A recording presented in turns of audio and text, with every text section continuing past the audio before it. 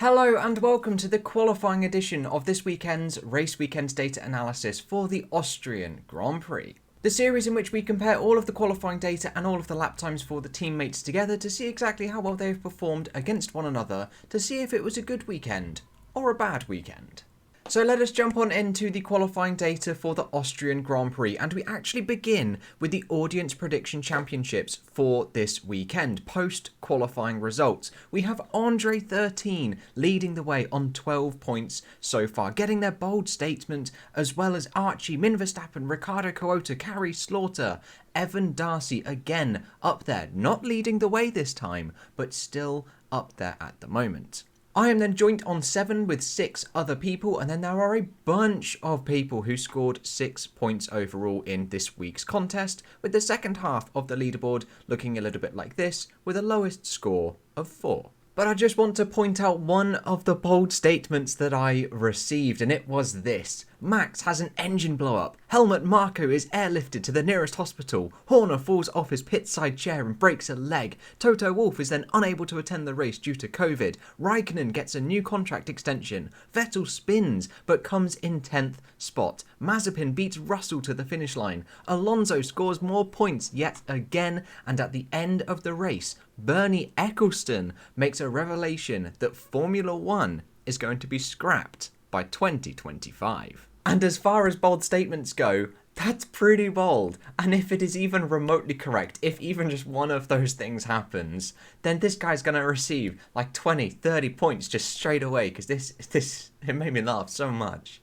But if you guys would like to get involved in the Audience Prediction Championships, check out the video that drops on the Thursday of each of the race weekends, in which I release my predictions ahead of the Grand Prix, and then you guys can get involved as well. But moving away from the Audience Prediction Championship and that absolutely bold statement, we'll take a look at qualifying, and we'll just quickly recap each of the sessions. So Q1 overall, we had Kimi Raikkonen knocked out by just 0.03 of a second, with Ricciardo actually P15, so very close to being knocked out. And then Ocon, for the second consecutive time in Austria, was also knocked out in P17, along with Latifi and the 2 Haas cars. Then heading on into Q2, it was both Ferraris that were knocked out by just 0.06 of a second to George Russell in the Williams, Mr. Saturday himself, which I personally believe is a little bit of a stupid title, but he made it through finally to Q3 on pace on the medium tyre.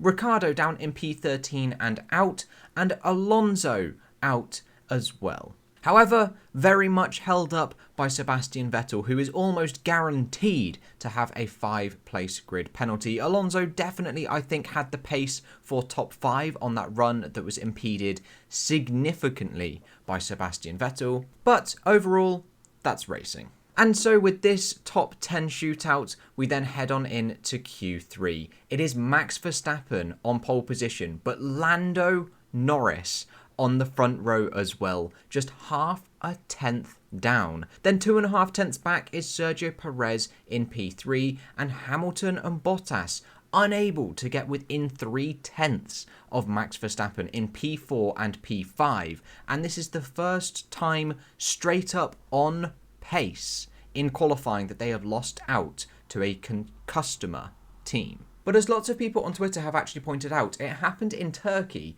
of last year, where Lance Stroll got his pole position, out-qualifying both of the 2 Mercedes. However, I'm sort of excluding that one, as it was a very iffy qualifying. It was A, slightly raining, and B, the track surface was just crap. And then the second time that actually this has happened, where both Mercedes have been out-qualified by a customer team, was Austria 2014, where Williams, of all teams, locked out the front row. Now, again, I would tend to exclude that session as well, mainly because Mercedes had their brake issues, so they didn't actually set any real competitive lap times. At least Lewis Hamilton definitely didn't, as he had his massive brake lock-up, his rear brakes locked up actually, and then he spun off into the gravel trap. So in my opinion, this race is the first time that both Mercedes, on pure pace, where nothing has been affected, have been out-qualified by a customer team. But plotting all of these lap times for the 3 sessions onto a graph, we end up with something that looks a little like this. And we can see that apart from a dodgy Q2 run, it was actually always going to be Lando Norris that joined Max Verstappen on the front row. With unfortunately the two Haas cars all the way at the back, with Mazepin yet again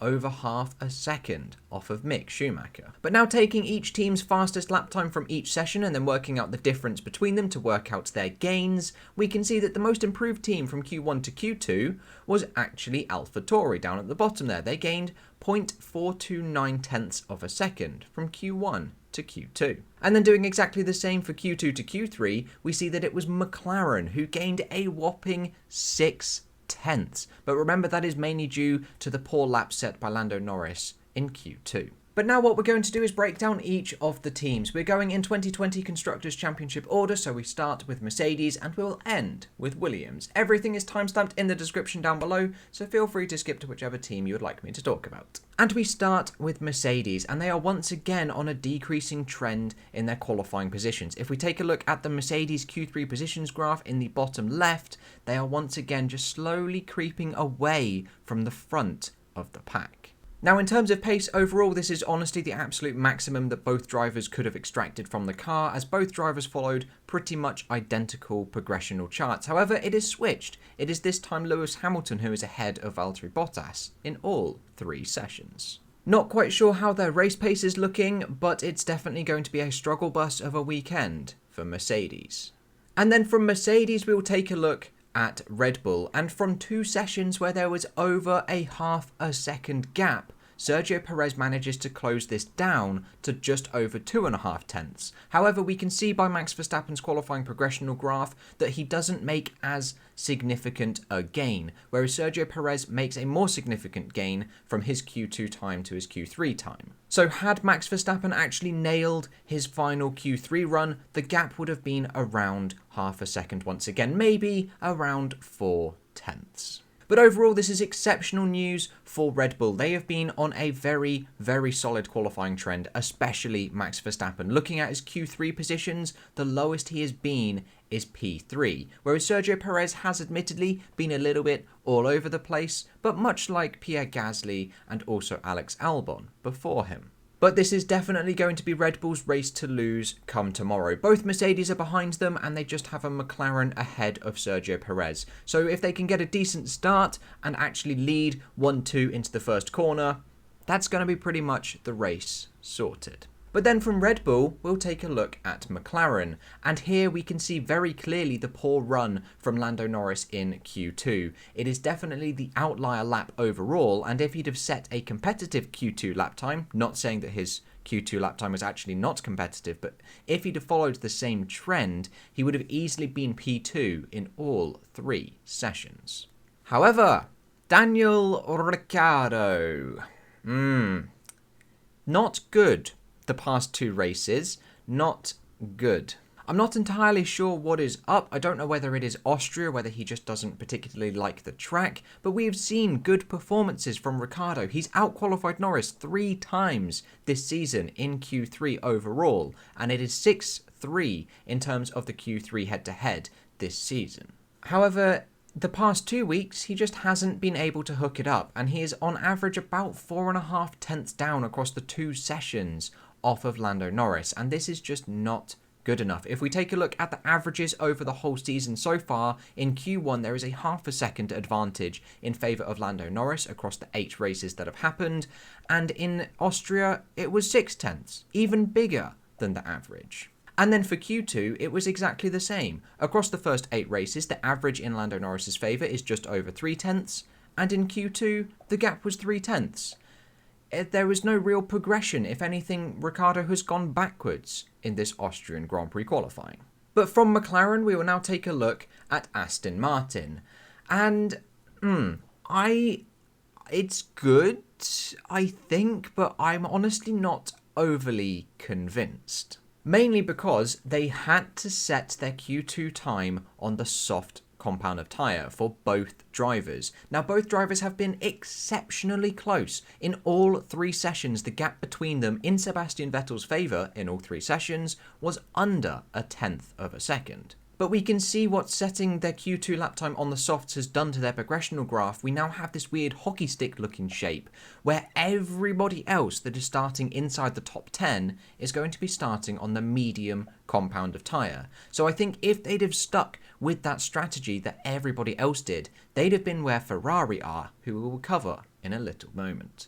But again, this is a switch of what we saw last week out, where it is now Sebastian Vettel's turn to lead Lance Stroll. And then from Aston Martin, we'll take a look at Alpine. And much like Daniel Ricciardo, but honestly worse, is Esteban Ocon. Very, very much struggling. And the gap between Esteban Ocon and Fernando Alonso was almost 6/10, which once again, if we take a look at the average over the first 8 races in Fernando Alonso's favour, is 5.5 So he was even worse than the average this season. With Fernando Alonso, easily would have been able to make it through into Q3 had he not been ridiculously held up by Sebastian Vettel, who is surely going to have a grid drop come tomorrow. So the P14 for Fernando Alonso in Q2 is it's not really representative. It's not representative at all of the pace of that car. And then from Alpine, we will take a look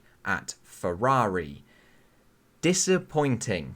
Disappointing. Again, it is actually Carlos Sainz who leads Charles Leclerc. Of all of the drivers to have switched and moved teams this season, Carlos Sainz is the one who has gotten the most out of the switch so far. However, their choice to go on the medium tyre for their second run in Q2, when they were already P11 and P12, proved to be unfruitful, especially when Aston Martin managed to sneak through on the softs. That is where the Ferraris should have been. However, this does now mean that they have free choice of tyres as they are starting in the perfect positions of P11 and P12 for tomorrow's Grand Prix, and who knows, there could be some incidents up ahead in the top 50% of the field where they could gain a couple. They had very solid race pace last week, so expect them to claw up just a little bit. Then from Ferrari, we will take a look at Alfa Tauri, and once again, both drivers making it through into Q3, with Yuki Tsunoda.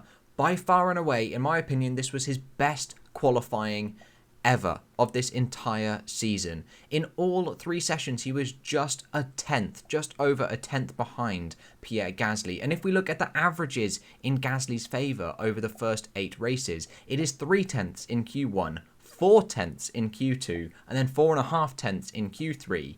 And then for every one of the sessions, to have slashed this by over 2/3, that is absolutely astonishing from Yuki Tsunoda. Admittedly, he didn't outperform Pierre Gasly, but he is 100% closer, and that is what they need.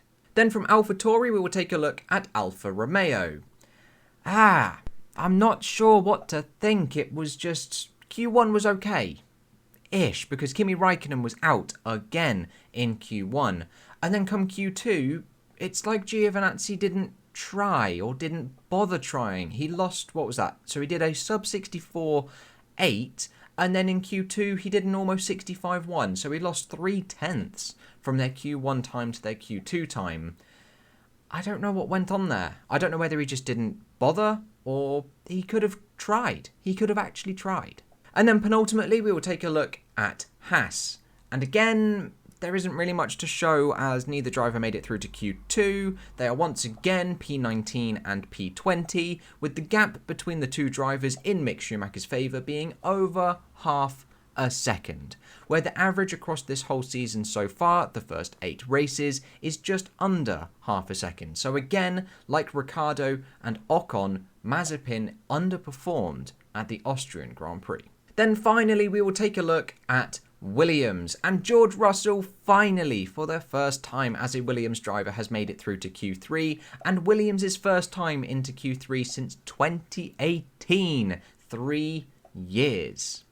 Unfortunately, Nicholas Latifi could not quite match this pace. However, he is slowly closing down that gap to George Russell, as he was just under 3/10 behind in Q1, whereas the average across this season so far is just under 4, so he is ever so slightly closing down that gap. And there we go, there is all of the qualifying data concluded for the Austrian Grand Prix. Please let me know in the comments below what you thought of today's qualifying session. Norris being on the front row, the Mercedes struggling, and Alonso well out of position down in P14. But that is all I've got for you today, guys. I hope you have enjoyed, and I will catch you in the next episode with whatever and whenever I decide to make it. I'll see you guys then.